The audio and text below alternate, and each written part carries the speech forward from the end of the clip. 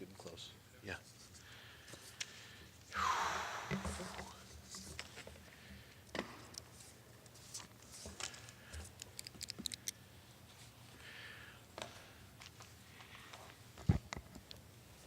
I want to thank the speaker for recognizing me and indicating that I can speak for an hour.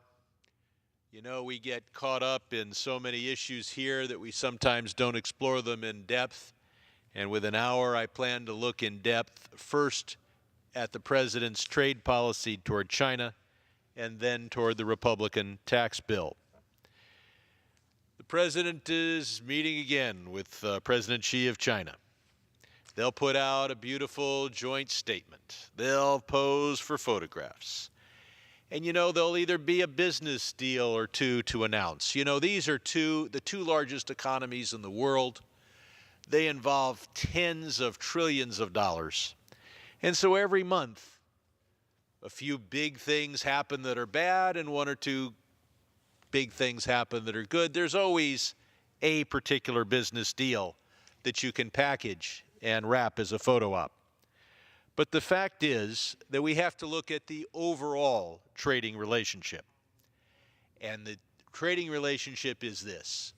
We run hundreds of billions of dollars of trade deficit, and every $1 billion of trade deficit costs us 10,000 jobs. So let's look at what has happened while President Trump has been in office. We look at each month at our trade in goods with the People's Republic of China. And we start with a deficit of just a bit over $22 billion. And for the most recent statistics available, August of this year, we're up to almost $35 billion. What's interesting about this chart is that every month Trump has been in office, our trade deficit with China has grown. Now, he can say that he doesn't have the power to do anything about that. He just wants to be a pretend president, a pretense president, a posing president. He can pose for a picture, but he doesn't have the authority to do anything. That is completely wrong. Look at Section 338 of the Tariff Act of 1930, and you will see that the president acting alone could eliminate this deficit by imposing tariffs on Chinese goods now. But he won't do that because his plan and what he's done over the last 2 years, he campaigns like he's Bernie Sanders, at least on these issues, and he governs like he's from Goldman Sachs, which, of course, many of his advisors actually are. And even after the campaign was over in November of last year, the campaign continues. And he continues to pretend to be in favor of the trade policies associated with Bernie Sanders and others, and he continues to govern in the interests of Goldman Sachs.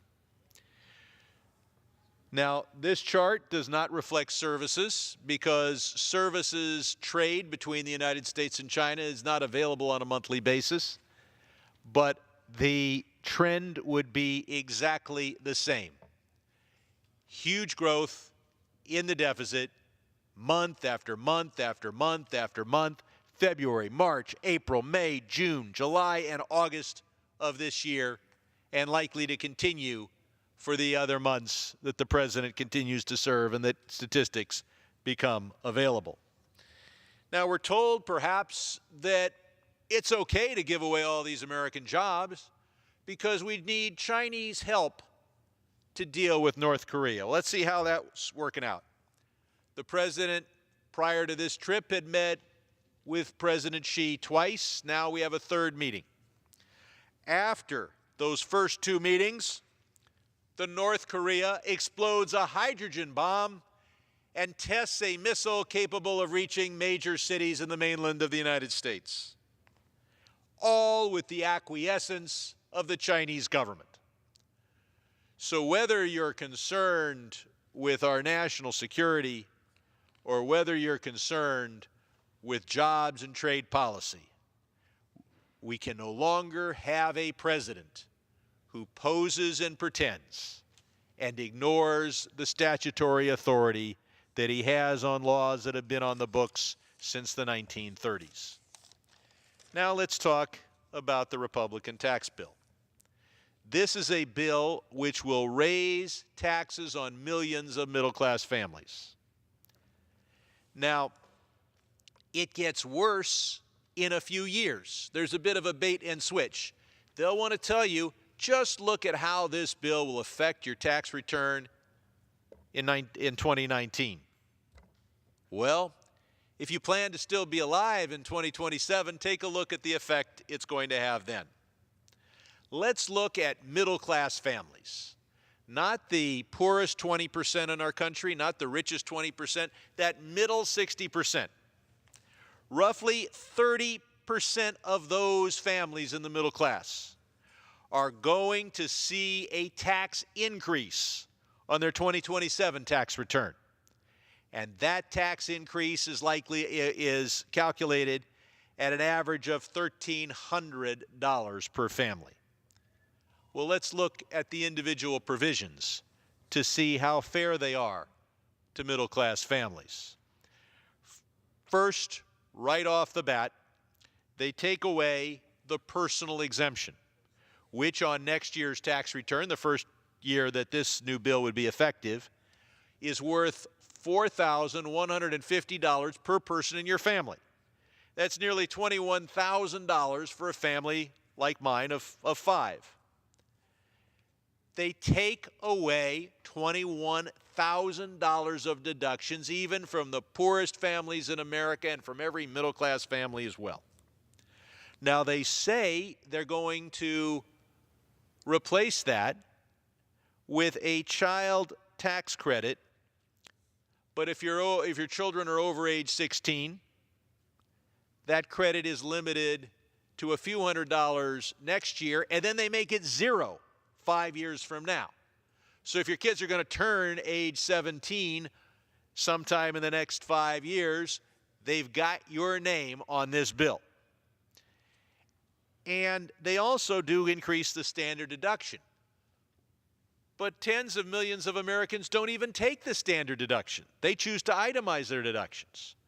So one replacement is inapplicable in a few years to kids of a few years old, and the other is inapplicable to millions of families that don't itemize their deductions. But even if it is applicable to you, you're losing for a family of five $2,100 roughly. And what about a family of six, a family of seven, a family of eight? Another $4,150 per child. And they replace it with an increase in the standard deduction of $1,200 and a per child credit of $600 or $300 or absolutely zero if your kids are over age 16 and it's a few years from now. Next, let's talk about moving expenses. The current code says that you're working at a factory and it closes down and it's moving 100 miles, 300 miles away, and you have to move your home. You have to find a new home to live in. You get to deduct your moving expense. They take that away. But what do they leave? If you own a factory and you shut it down and you move it to China, all of the moving expenses are tax deductible. So don't let them tell you they're taking away the moving expense deduction. Sure, they're taking it away from individuals and employees, but they are leaving the moving tax deduction for those who are moving their factories to China. And of course, they take away the student loan debt interest deduction. So if you are investing in yourself or in a family member, in education, the interest deduction wiped off your tax return. But if you're investing in a Chinese factory, the deductions are there for you. So they're not anti-investment. They're just anti-investment in the skills and capacities of American workers. Next is the medical deduction. You know, there is a deduction for medical expenses. It's available only to a few families with particularly large medical needs, because you don't get the medical deduction unless your medical expenses, unreimbursed medical expenses, and thanks to the Affordable Care Act, most people have at least decent insurance. But you still have some medical expenses that are out of pocket. If your out-of-pocket medical expenses exceed 10% of your income, then to the extent of that excess, you can take a deduction. So if your out-of-pocket uncovered medical expenses are 13% of your income, you can deduct the 3%. That's not overly generous. It's not even applicable to most families. Who needs it? People with disabilities, families with children with special needs, people with cancer and other severe diagnoses. That's who they target. And they say, well, if you make some money and then you have to spend it dealing with medical services, dealing with therapies for special needs children, for disabled, for cancer, well, just because you don't have the money because you had to spend it on medical services doesn't mean we can't tax you on the money. And they do. Well, there's another group of people who are unlucky enough to have extraordinary expenses, and that is casualty losses. So if you have a small fire or some small casualty, you're not going to get a deduction.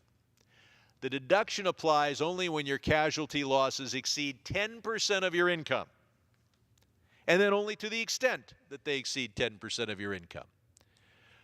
We've had the wildfires in my state of California, not to mention the hurricanes in the Caribbean, and there are people who are going to say, well, thank God if the disaster had to hit our community, it hit us in 2017 because our casualty losses are deductible. But what about the next disaster?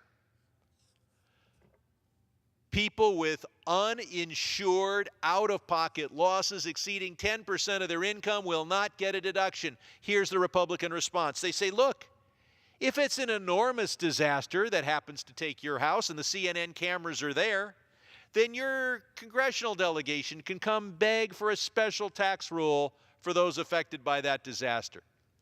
Well, first, what if your home burns down and CNN isn't there? Because it's not part of an enormous disaster, it's just something that hits you and a couple of neighbors. You'll never get a special tax provision. We're not going to write one for 3 or 4 people or 30 or 40 people or 80 or 90 people affected by a small brush fire. But what if you are part of the next enormous catastrophe? Your congressional delegation will be here having to decide whether to bargain to give you a chance to take the same deduction that's been in the code since the 1950s, or whether to bargain to try to get disaster relief to rebuild the infrastructure and the public assets in your community. Your congressional delegation probably doesn't have enough clout to do both, so which are they going to do?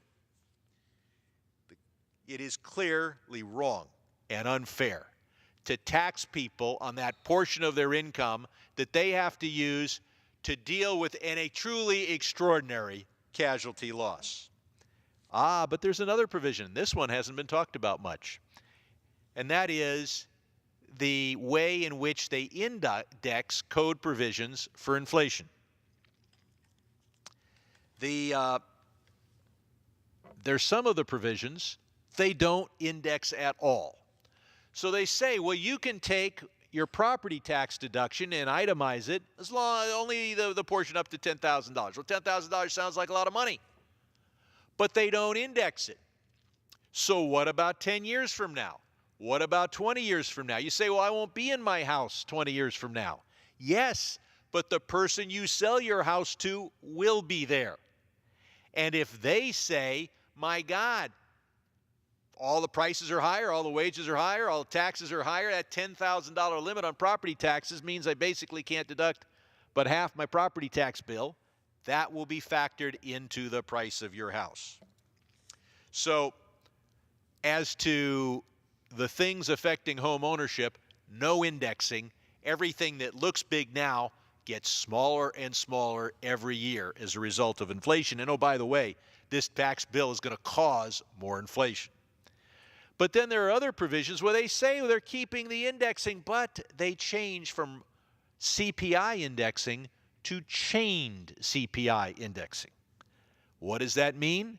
It's a system for indexing the brackets less than would be if you just looked at the consumer price index. So you say, well, I'm only going to be in the 25% bracket on this, under this bill. And as I get raises to just compensate me for inflation, I'll still just be in the 25%. No, you won't, because if you're fortunate, your employer will adjust your wages for real inflation, but the brackets are only going to increase for chained CPI. We take away the state and local tax deduction. First, this is a departure, as other provisions are, from the concept that we should tax people based on their ability to pay. If you make a certain salary and 10% of it is taken out and used by your local and state governments, then your ability to pay is the 90% of your salary you get to keep.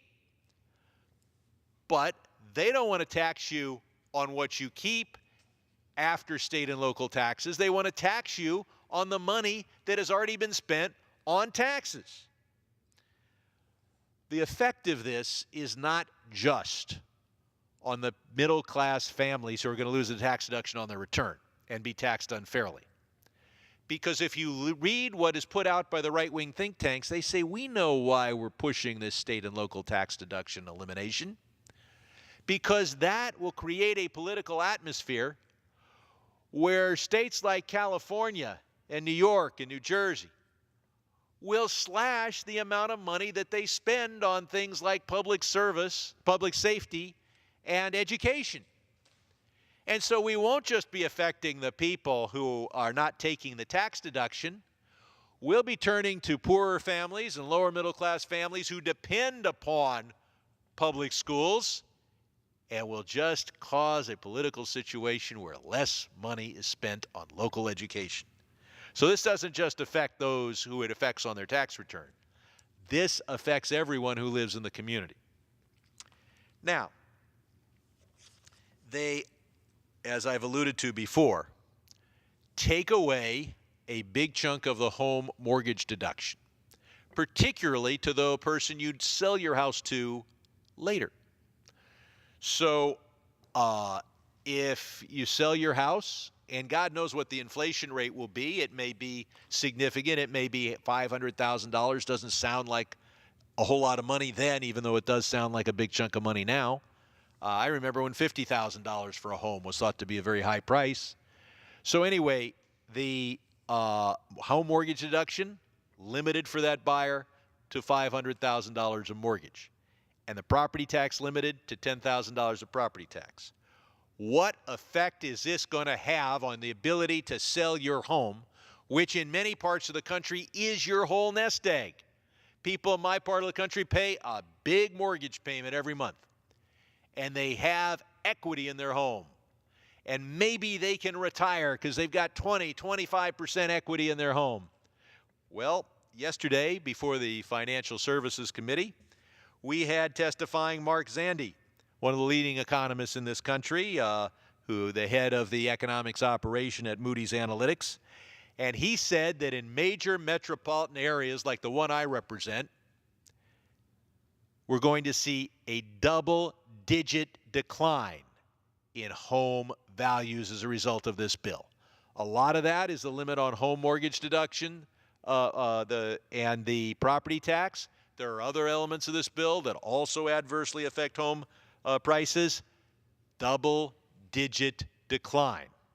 And then what does that do to the community? You may say, I don't own a home. I just work at a restaurant. I live in an apartment. who's going to be able to, is going to come to that restaurant, and how big are they going to tip if they've just been told, they go to Zillow and they see the value of their home, and oh my God, we've seen a double-digit decline. The whole community. And so whether, and this affects folks from the New York metro area, the Philly metro area, Los Angeles, San Diego, Orange County in California, you're sucking money out of the local economy and giving it to the federal government by taking away the state and local property tax deduction. You're then slashing the value of homes, double-digit decline. What money is going to be in circulation to buy goods and services to support the entire regional economy? This is going to hit like a hurricane even areas of the country that did not experience a hurricane. Now, my party is so focused on the great unfairness of this bill. The fact that it provides the bulk of its benefits to the top 5%, even the top 1%. And that fact is hidden by the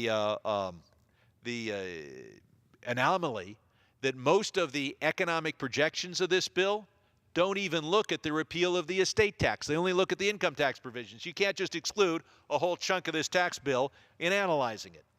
But we as a party are so focused on the huge unfairnesses that we almost don't want to talk about the effect it will have on the overall national economy. This isn't just an unfair bill. This isn't just a bill that enriches the rich. This is a deficit exploding, outsource promoting, job killing, growth reducing disaster for our nation's economy. Now, you want to know the effect of huge tax cuts on an economy? Look at Kansas. They slashed their taxes, and now a Republican legislature is reversing it because of what that has done to tax receipts and to the Kansas economy. But let's take a look and see what effect this is likely to have at the national level. And I turn to the Center for on Budget and Policy Priorities, where they say that this tax cut is an ineffective way to spur economic growth and is likely to harm the economy if it adds to the deficit. Well, what's the plan in the budget Republicans all voted for? To deliberately use this tax cut to increase the deficit by $1.5 trillion. But the Congressional Budget Office, under Republican administration of this House and of this Congress, says it's going to do $1.7 trillion. But they say, well, let's look at it more dynamically. If you look more dynamically, it's going to increase the deficit by $2 or $2.5 trillion because it raises interest rates, it encourages offshore investment, stripping economic growth out of the United States. And for a host of reasons I'll get to, the more you look at the tax cut, the more apparent it is that it will cut economic growth and increase the deficit by even more than the $1.7 trillion that the Congressional Budget Office, during Republican control of Congress, the Congressional Budget Office is currently estimating. Why is this? Well, first, because incentives to invest in the tax code have little or no effect on private savings, according to a Congressional Research Service report. Because the empirical evidence in numerous reports shows that the 2003 tax cuts had little impact on investment or employment. Now, I speak with a little bit of experience here because I lived 20 years of my life in the tax world, most of it right at the intersection of investment and tax law.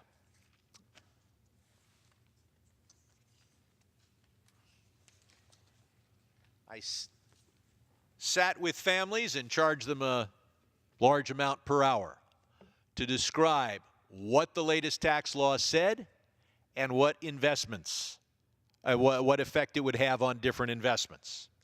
And my experience as a CPA and tax attorney and certified tax law specialist by my state bar, was identical to that of Warren Buffett, who said, "I've worked with investors for 60 years, and I have yet to see anyone, not even when capital gains rates were at 39.9%, or when they were 15% as they are now. I've never seen anyone shy away from a sensible investment because the tax rate on the because of the tax rate on the potential gain.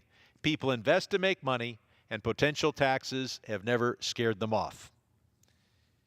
Now, that is why, when you look at the effect of this bill, you come to the conclusion, as the Congressional Budget Office did in looking at the Bush tax cuts and whether to extend them or allow them to expire, that if you have taxes and you use that money to pay the deficit, that does more to help the economy.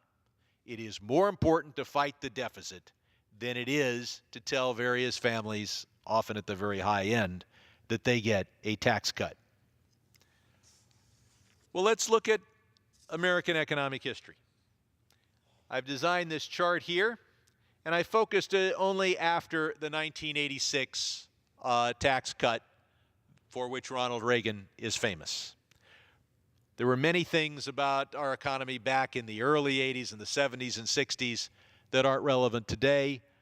We didn't have the trade policies back in the 70s that we have today. So we look at the Ronald Reagan 1986 tax policy as slightly adjusted by George H.W. Bush. We look at the policies that we had. Now, I know the 86 tax law, you think, well, that must have affected 86. No, it really became effective in 88. So you look at 88 to 93, and you see that we had economic growth of 2.67%. Then, in 1994, you see the effect of the Clinton tax policies adopted in 1993. And we see economic growth of well over 4%. And these figures here are real economic growth per year adjusted for inflation, 4.4%. So then George W. Bush gets elected, and starting in 2001, his tax policies are adopted by this Congress and enacted into law. And we see that economic growth is only 1.7%. Now, those Bush tax policies continued in force until 2013 because Democrats allowed them to stay in force until we finally adopted Obama tax policies effective in 2013. Those policies continue to be in force right up to today. And the most recent statistics we have are up through September 30th of this year. The economic growth under those policies has been 2.22%. So what we've seen here is that when we adopt Republican economic policies and they become effective, we have substantially lower economic growth than when we adopt Democratic tax policies and when Democrats actually pass those policies and have the guts to pass those policies and put them into law. So you've got to admire the Republican Party. They're able to get member after member after member to say without any proof that trickle-down economics works, that if you just cut taxes, you somehow help the economy. It doesn't matter if you can line up 100 members to say the same falsehood at the same lectern in the same congressional hall, on the same House floor. What matters is the real history, and the real history is that the higher rates imposed under Democratic administrations have not just led to higher tax revenues, they've led to higher rates of economic growth. Well, why is this? Well, first, and perhaps most important, is having money available for business investment. There's a pool of savings capital available in our markets and in our economy. And the Republican proposal would come in and scoop $1.2 trillion of that, take it out of the markets, take it out of the banks where it could be lent to small businesses, take it out of the bond markets where it can be used for expansions by big business, and just use it to pay for the tax cuts. No wonder tax cuts that increase deficits hurt business investment and hurt the economy. But there's more. We then add to our national debt, and the national debt is forever. Not only do we have the increase in the debt of $1.5 to $1.7 trillion, but that debt will be here not just 10 years from now, it's there forever. Your great-grandchildren are going to be paying interest on that debt. But then we have the international impact. You see, their proposal provides for a 0% tax, 0% U.S. tax on any money made by any factory as long as you move that factory abroad. And if the wage rates are too high in China, you can put it in Vietnam. Now, they do, in addition to saying you move your factory abroad, you pay zero tax on all the manufacturing profits. But because that manufacturing is being done abroad, so we encourage moving the factory abroad, the work is being done abroad, we don't tax it. But in addition, what is an area of economic activity where Americans excel? It is the creation of intellectual property. While the manufacturing might be done abroad, the design, the patents, the copyrights, the trade names, the marketing plans, the trade secrets, the intellectual property is created here.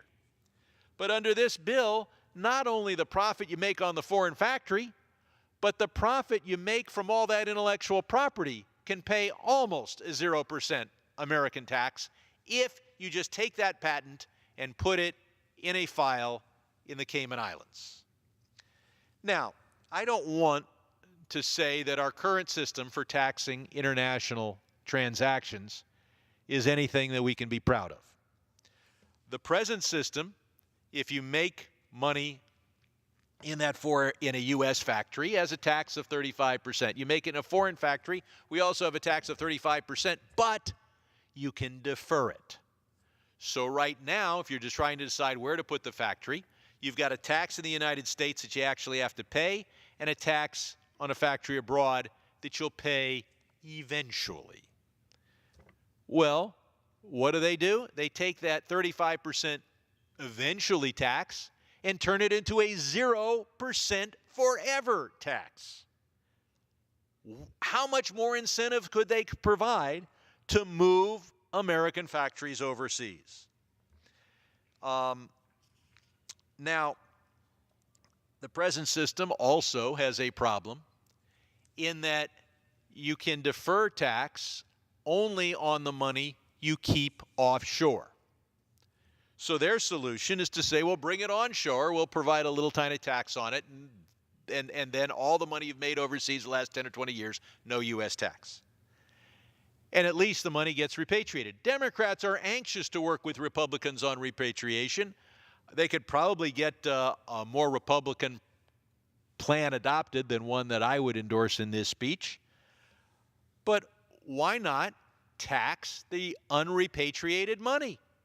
That way we would be saying, bring that money back or don't bring it back. You pay the same tax, so you might as well bring it back. What we can also do is move to worldwide unitary apportionment.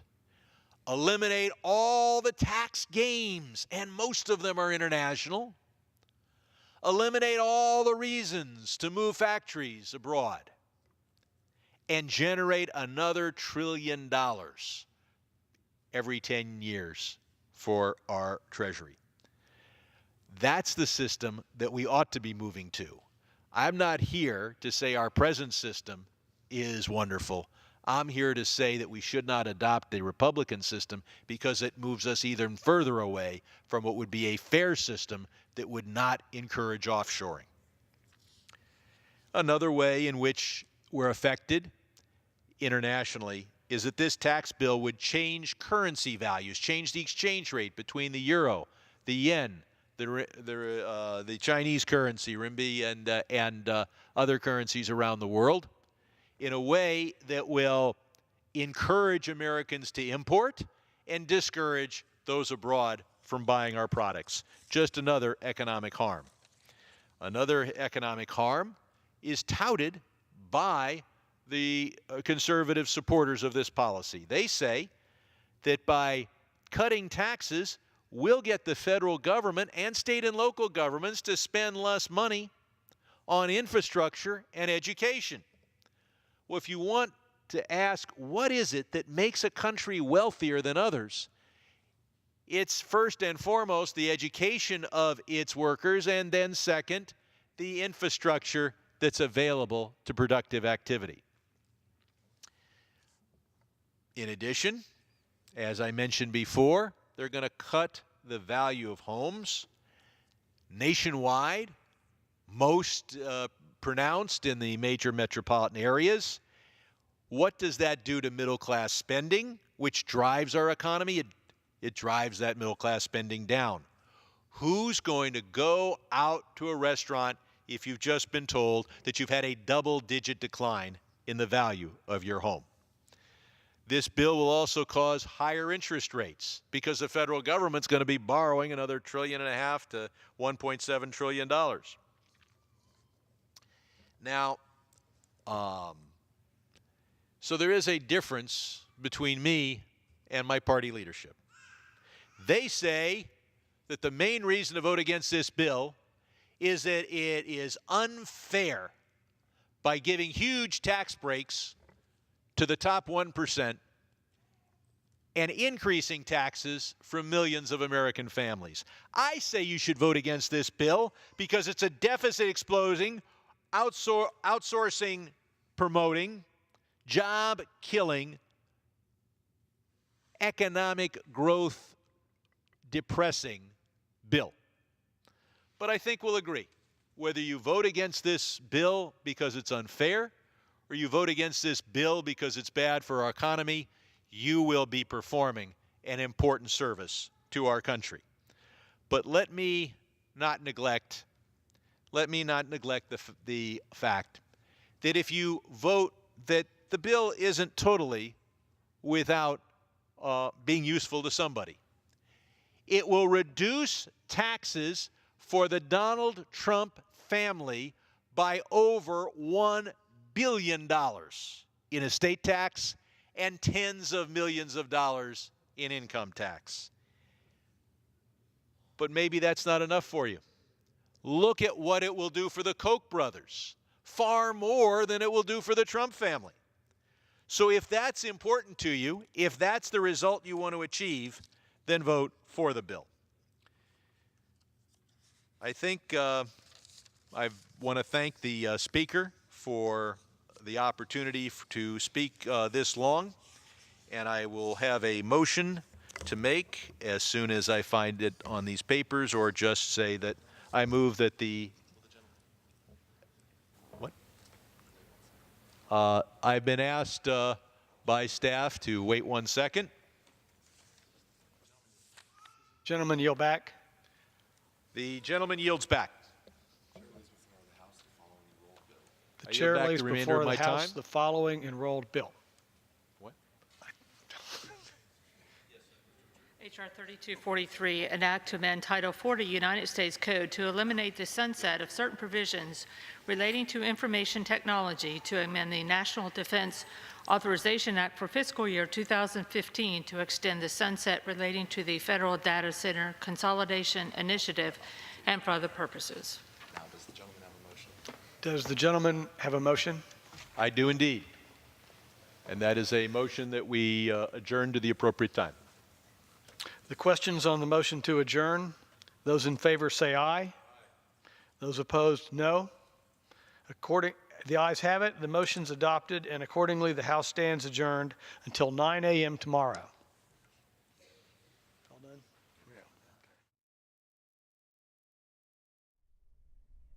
The House today approved a bill that would exempt some small businesses from being regulated by the Securities and Exchange Commission. They're back tomorrow morning at 9 o'clock for pro forma session. Next week, lawmakers are expected to continue work on the GOP tax reform bill. They also plan to take up the Defense Programs and Policy bill. Live coverage of the House here on C-SPAN. President Trump today is in China, continuing his 12-day trip to Asia. This morning, he was greeted by Chinese President Xi Jinping and his wife. And during a joint news conference, the two leaders discussed trade between China and the U.S. This is their second time meeting.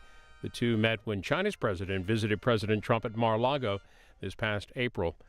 On Twitter today, President Trump wrote that in the coming months and years, I look forward to building an even stronger relationship between the United States and China.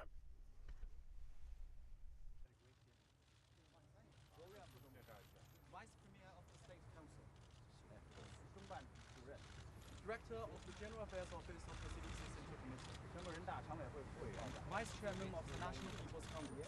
Yes, that's true. From Taiwan. Director of the Central Fiscal and Economic Affairs Office. Vice Premier. State Councilor. 50 years ago, the United States was at war in Vietnam. And this Veterans Day weekend, American History TV on C-SPAN 3 looks back with 48 hours of coverage. Starting Saturday at 8 a.m. Eastern, we're live from the National Archives, among the backdrop of 3 Vietnam-era helicopters to talk with veterans who flew them. Then from 11:30 a.m. to 1 p.m., we're taking your phone calls and tweets live with historians Mark Atwood Lawrence and Leanne Hang Nguyen about the war in 1967.